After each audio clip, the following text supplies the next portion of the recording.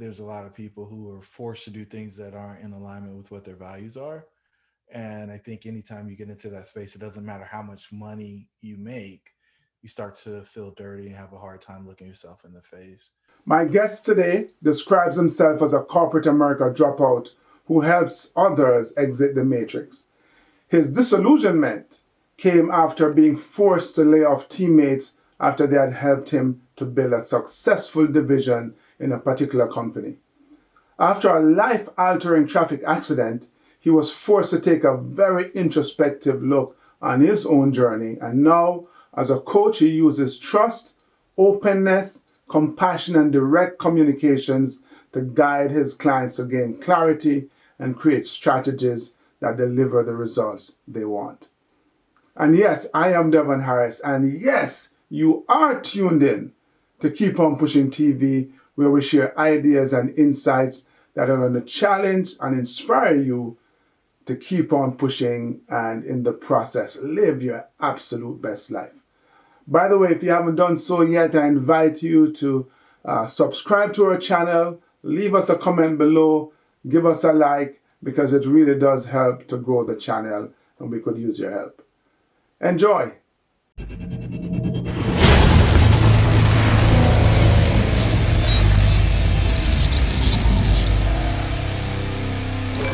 This is Keep On Pushing TV with Devon Harris. Hey, Jerome, welcome to Keep On Pushing. Thanks for choosing to spend some time with us. Grateful to be here. This is going to be fun, man. Yeah, I think so too, man, because the first thing I want to know, because I noticed you call yourself Morpheus. Fill us in on that. Look, I mean, so there's a lot of different ways I could go on this one, but if you think about the Greek gods, one of them, the god of dreams, was named Morpheus. And so I've adopted that, and I believe that dreams should be real, and I'm very good at helping people manifest them. I think a lot of people know what they want. Some of them know why, but very few people understand the how. I'm the how guy. I've got a deep background in engineering and project management, and I help people come up with strategies and processes to go from where they are to where they want to be. That's so you're saying to me as an engineer that you help people construct their dreams. Is that a correct way to put it? That's accurate, without question. All right, cool. So talk to me, man. Take me back to how you took on this persona of Morpheus, the dream maker, the dream catcher. Yeah, so I'm the son of a soldier and a stay-at-home mom. You know, my mom told me when I told her my dream of being a garbage man that it wasn't big enough. She told me it wasn't going to support the lifestyle that I desired and that I needed to go get a profession that was going to allow me to buy the Nikes and the name brand jeans and clothes and so on that I desired the most. And she got most of that right. I think the one thing that she should have said was I need an income stream that would support my lifestyle and that my work didn't actually have to be the only way that I made money. And so after building a $20 million division for a Fortune 550 in corporate America, I left to pursue real estate full time. And the real estate allows me to generate income in a kind of passive or semi passive way while I do the work of my dreams, which is helping people manifest the things that they're most passionate about. I realized along the way that there were a lot of people who were doing work they weren't passionate about, but they did it because it paid well. I was one of them. I rose up through the engineering rates and got into leadership in corporate America, and I was unfulfilled, and I left because I had to lay people off 2 years in a row. And so there's a lot of people who are forced to do things that aren't in alignment with what their values are. And I think anytime you get into that space, it doesn't matter how much money you make, you start to feel dirty and have a hard time looking yourself in the face. And so I wanted to do work that was more in alignment with my stated goals and values and try to make the world a better place through that work. Mm. How old were you when you had this conversation with your mom I was about you five. becoming a garbage man? Yeah, I didn't even think I was five. We were playing in the front yard one day, and Lonnie came down the street, hanging on the back of that thing, hopped off, grabbed a can, put it in there, and he pulled the lever. Everybody gets excited when the garbage man pulls the lever when they're a kid. And I just wanted to be able to pull the lever, be home at 2 or 3 o'clock in the afternoon, because that was Lonnie's lifestyle. My dad would go to work for Carolina half day. He'd leave before 6 and come back after 6.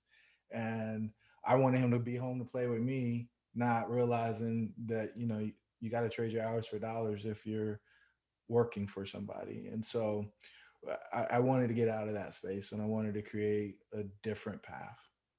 Right. So your mom obviously opened up your eyes to bigger dreams, but you took it another level. Let's say, what happened between five and the time you decided to leave corporate America because you weren't feeling fulfilled? Man, a ton happened, right? I did what you're supposed to do. I got good grades, got into a good school, got a good job, got married, had kids. I did everything that they say you're supposed to do in the order they say you're supposed to do it. And I realized when I got to the top of that ladder that it wasn't the promise that I thought it was going to be, that there was more. I was left asking the question, is this it? And I realized pretty quickly that it wasn't. And I'll never forget, I had the opportunity to coach high school football after my day job for a few years. And after I gave that up to take an international consulting job, I was flying back into the Richmond airport and I looked out the window and I saw the lights and I saw the crowd and I saw a guy running down the field. It was football on a Friday night. And I realized that I gave up the space where I thought I had some of the biggest impact working with those young men for an extra $500 a month post tax money, because I went from a job where I was stationary in one area to flying all over the country and the world. And just for, that what I consider today to be a very small amount of money. And so impact and income and influence are three eyes that I was focused on. And income was the one that I was most focused on at that time. And if I could go back, I would have stayed closer to the influence and the impact. Mm. So, um, you did everything that you're supposed to do in the order you're supposed to do it. You get to the top of the ladder, and you discover that the ladder is leaning against the wrong wall, as Stephen Covey would say. Um, what advice do you have for others? How do they make sure that their ladder is leaning against the right wall, the correct wall, as they uh, strive to get to the top of the ladder?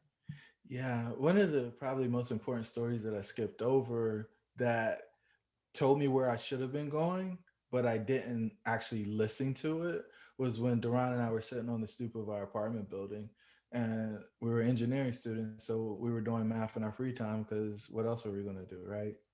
And so I was I paying. don't count your fingers. So I was paying 395. I had two roommates doing the same thing. He was doing the same thing downstairs, and he had two roommates doing the same thing. You multiply that out around the complex. The guy that owned it was making $700,000 a year. We never saw him. We never talked to him. He'd Hmm. figured out how to decouple his time from money. He had third party property manager, and it's like, oh man, this is amazing. How do you do that? Back to, my parents were, my dad a soldier, my mom stayed at home with me, so we didn't have wealthy real estate investors coming over to our home telling me or exposing us to this concept of having people pay you for a place to live.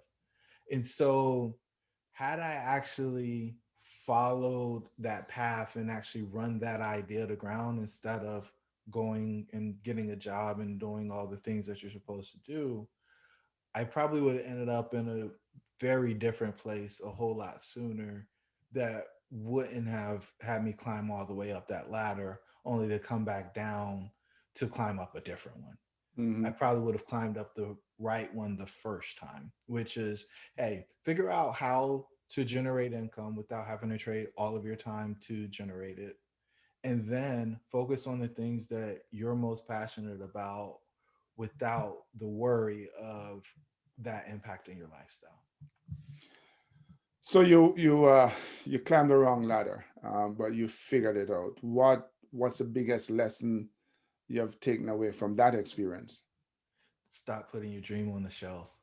I think all of us have this thing that we're interested in doing or we want to do. I mean, you're an Olympian, right? Like you, you have this thing that you've been put on this earth to do, and most of us get told that that's not realistic. You can't do that. I mean, what's less realistic than a bobsledder from Jamaica, right?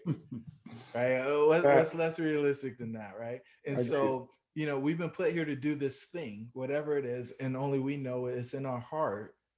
And what we do is we go do the more common path. We do something that's practical, and but we're the only one that can do this thing, and I want them to go do it Mm-hmm. Mm-hmm. instead of giving into the fear of not being successful at it or whatever else.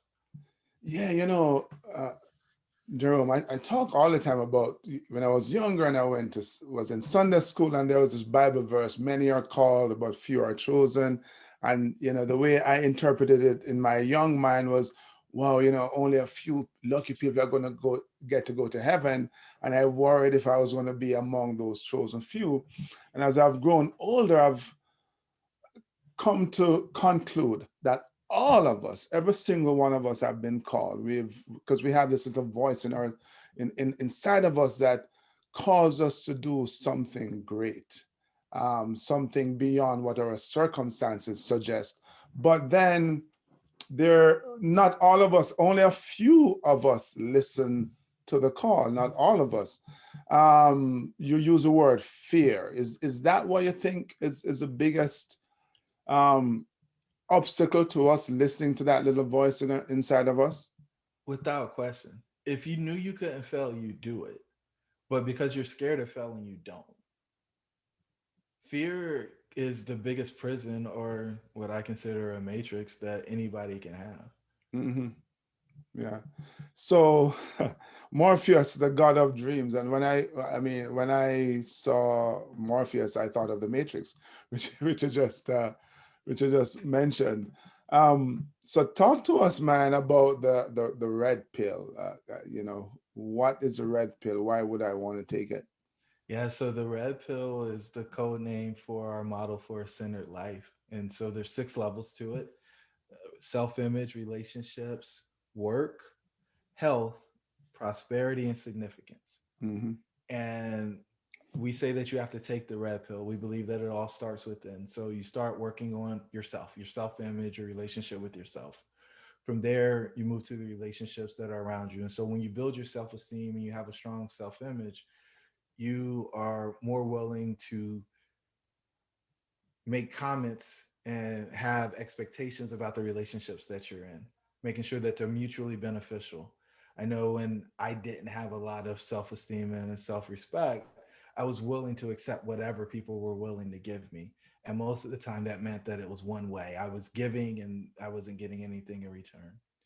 From there, you move into the workplace, because once you strengthen or embolden your relationships, you have more influence and impact. And so people at work want to give you more money to take on more things within there from a responsibility standpoint. The next level is health. And so we do those first 3 things: self image, relationships, and work, because they're the source of all your stress. And so once you can handle your stress, then you can actually work on your health, because you're not doing self destructive habits to numb the stress that you experience. From there, we go to prosperity.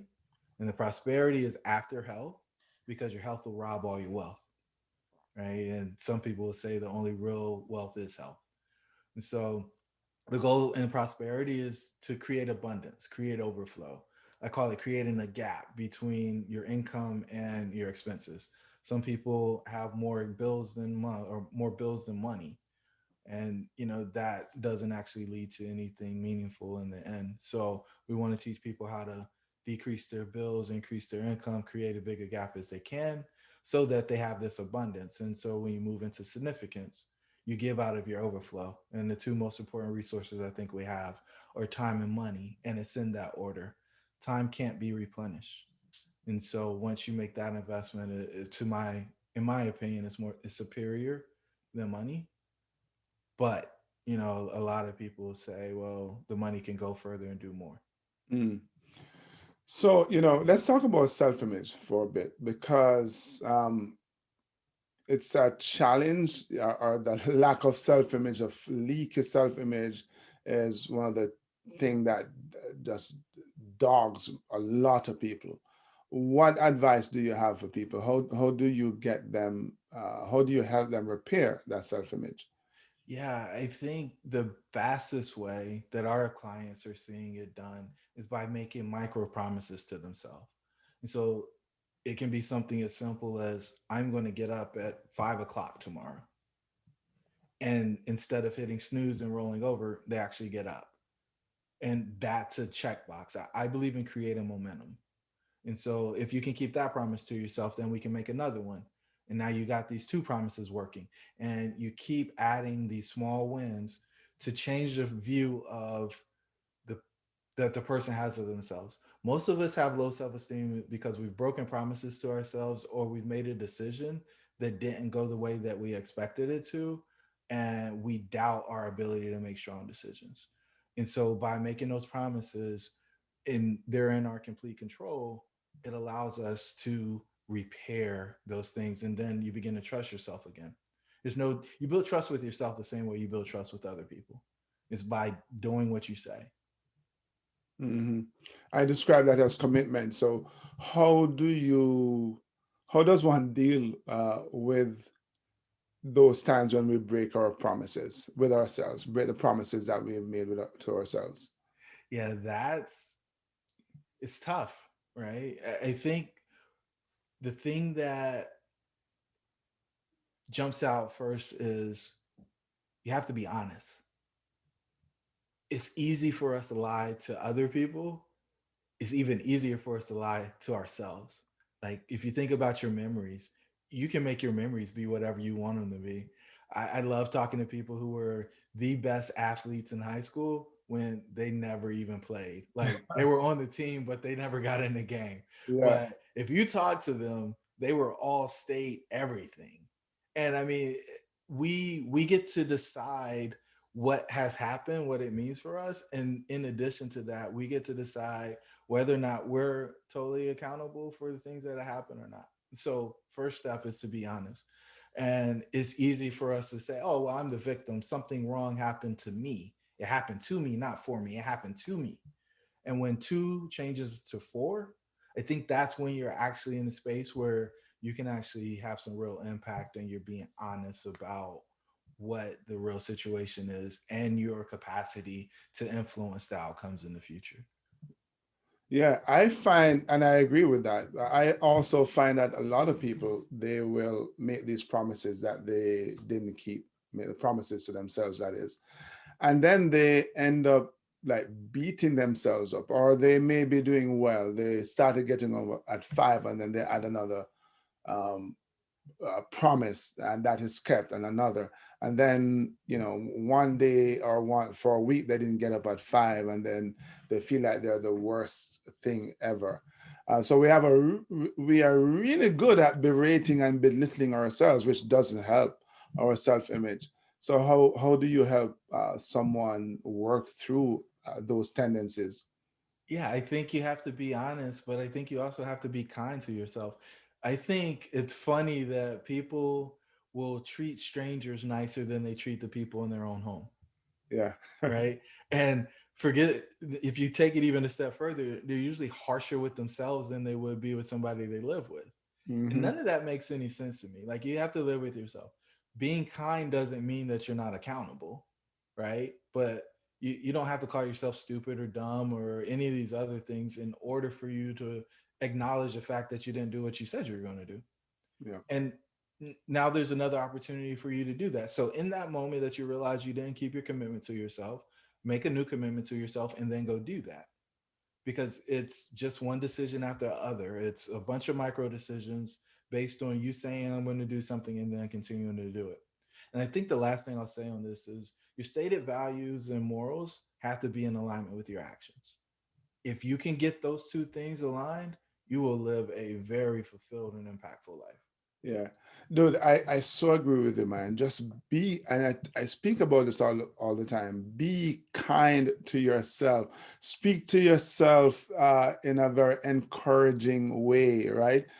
Because as you say, we tend to treat other people so much better than we treat the people in our homes, and even more so, way better than we treat our own selves. We talk to ourselves and treat ourselves in ways that we would never even think about talking to another person that way. So I think it's really important that as you're working on that leaky self-esteem, to recognize that you're human, and it's this whole thing is a process, it's a journey, and every now and again you will slip. But don't let that one mistake, that one non-committal moment ruin all the other good that you have done. So if you're working on the relationship with yourself, in your model, Jerome, it takes you to um, the relationship with others, correct? Yep. So yeah, at that next level with the relationship with others, it's really just doing an audit. There's some parasites, there's some vampires that come into your life and they just want to take from you. They want to bring you nothing. They just come to get what they can get. And I encourage somebody that is in that situation to exit as quickly as possible. First, you try to redefine it. It's like, okay, there's give and take here. This isn't just a gift situation. And if the other person isn't agreeable to that type of arrangement, then they don't have a place for you or a place in your life. And some people get really frustrated about that. They feel that it's owed. And I personally don't believe anybody is safe. Friends, family, anybody. If somebody's only coming to take from you, then they don't actually love you. And why would you subject yourself to people who don't love you? That doesn't make sense. Oh man, you're preaching to the choir. I speak all the time. I was 13 years old when I woke up one morning, and all the boys on my street, I just said, "Hey, we're not friends anymore." Didn't go down too well, but I totally get it. But people struggle with that though, Jerome. This idea of cutting yourself off or divorcing yourself from the people who are not really going in the direction that you want to go. And I think, especially of, young people, young men, especially in the inner city, where, being part of a group, not necessarily a gang, but just being part of a clique is so important. And when you try to step out of that um, group of people, it creates a lot of friction. How do they navigate that? They have to be okay with going on the journey alone. I mean, the fact of the matter is everybody can't go. And if you think about a rocket ship who's trying to get into the orbit, things get left behind. And that is totally okay. We don't have to bring everybody that we start with. If you think about, if you've been fortunate enough to go through high school and get into adult years, and you think about the people who were most important to you, the vast majority of those folks are not a part of your life anymore. Hmm. And so I think all relationships end in some way, shape, or form. And it's just a matter of when somebody decides that that season is over. And so for some people, death is the end of the relationship. For others, it's, hey, I really just don't have time to allocate to you anymore. Back to time being your most valuable resource. Where are you putting it? And if you had to actually pay with your time and you saw that going away in order to spend time with a person, I think you'd be a little more particular about how you spent it. But I think a lot of us believe that we just have an abundance. And I'll never forget when my buddy Hambone died. He was 30 years old, and I asked myself, "What am I doing? What am I worthy of the time that I actually have on this earth?" Like pound for pound, this was one of the best human beings I've ever met in my life, and he died at a very early age. And so to think that I should squander the precious seconds that I have away with people who have no interest in building or growing with me or investing in me so that I can continue to grow, I think is a great tragedy. And, maybe those seconds should be given to somebody else who was working to grow and achieve at a higher level. Yeah, I so agree with you, my man, that it's okay to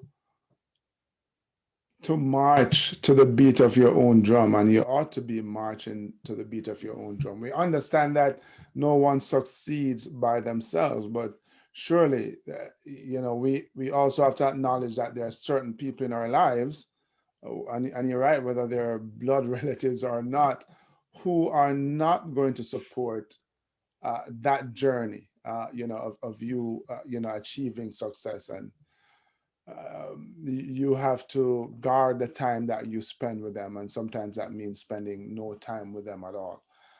Let's jump to the end there, man, because you go through the process of the relationship, and I like how you put it. Those stressors, if you take care of them, then your health will be in good stead, the career, the success. Talk to us about significance, because it's something that I don't think a lot of people think about, Jerome. They think about, the income, but not necessarily the influence and the impact. Yeah, I think most people think of Maslow's hierarchy of needs and self actualization, just being your best self and so on and so forth. But I think there's a higher level, and it's the one of significance. It's the one that creates a legacy. It's the one where you have an impact that outlives your breath. And I think giving is the way that we get the most satisfaction in life. When I was younger, it wasn't about the people for me, it was about the things. And oh, well, we went to this really cool game, and it was the game that was the thing instead of the people being around me. In hindsight, as an old man, I realized that the people make the event, the activity, the experience what it is. And so, if you can go off and make a positive impact on the lives of others, it is the greatest gift that you can give to the world. And I think we all are uniquely positioned to give the world a different gift. It's just a matter of our willingness and commitment to do so. And so that significance piece is when you're living at the pinnacle. It's when you have done the things that you have done, you have those experiences, and whether it's teaching people so that they don't have to make the same mistakes that you have, commissioning something, or using your influence in order to get something done that will have a significant impact on the life or lives of other people, that is what we're actually here for. I've got a tattoo. I got it, I think it was in late high school or early college, that says selfish desires lead to little for self. And the reality for me is the more that you can do for others, the richer your life becomes. Every time that I've made a decision that was just best for me and only me, I lost something greater than what I thought I was going to gain. Yeah. Um, do you need to, let's say, get to the end of the journey in your mind to be a person of significance? Or do you feel that as you're working through, redefining or refashioning your self-image and working on those relationships and building your career, that along the journey you can have impact and influence? Yeah, there's always going to be people ahead of you on the journey and behind you. And at every given moment, there's an opportunity for you to reach back and help somebody who's behind you. And for anybody who thinks they have to be to a certain place or have a certain title or have a certain amount of money in order to do a thing, they're mistaken. There's somebody who's looking up to you right now, whether you know it or not, and they're hoping, praying, wishing that you be willing to open up your world so that they can come into it and learn from you. Yeah, preacher brother. I agree with you. That a lot of people, they unfortunately make the mistake that they need to be at the pinnacle of their success before they can give, right? Before they can give of themselves, give of their time, give of their treasures. And you're absolutely right that every step along the journey, man, there is somebody behind you. Because the fact is, that you're looking at somebody just ahead of you oftentimes to help you to move forward. And you are that person for somebody else who is behind you. And we all have that opportunity. Um, so you started out in I guess from that exercise and figuring out that exercise and the steps when you were doing math and figuring out after you've climbed to the top of the corporate ladder that the ladder was against a wrong wall, that you got into real estate investment, correct? Yep. How I know you do personal coaching. How did you transition into that?